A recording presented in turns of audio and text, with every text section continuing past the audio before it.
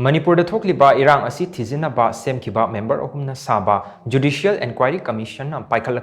PIKHATLAKKADABA report ki matam Ministry of Home Affairs na Kumja lising ani kun mangagi May kun Phaoba Shangdokhre Judicial Inquiry Commission na PIKHATLAKKADABA report ki aroiba matam ase Ministry of Home Affairs na tha asigi marida gazette notification ama thoktuna Shangdokhibani haina Indian Express na report tawri ningsing ba yabadi mamang chahi gi June marida Ministry of Home Affairs na Guwahati High Court ki hanagi Chief Justice Azai Lamana Chairman ohenduna Commission asi SHEMKHIBani Commission aduda retired IAS officer Himansu Sekhar amadi retired IPS officer Aloka Prabhakar yauri mamangda Ministry of Home Affairs na Commission asigi report pikhatnabagi aroiba matam asi haukiba November kun Phaoba Shangdokhibani mamangda kumja lising ani kulumdoigi November kunda pangthokiba Commission asigi ahanba full sitting dagi tha taruki matungda irang asigi report pikhatlaknaba Ministry of Home Affairs na khanghankiba laikhrabani Ministry of Home Affairs na phongdorakpagi matung ina Commission asina irang asigi horakfam amadi paktaknana sandorakliba asigi maram yauna tongan ba hiramda thijin humjengani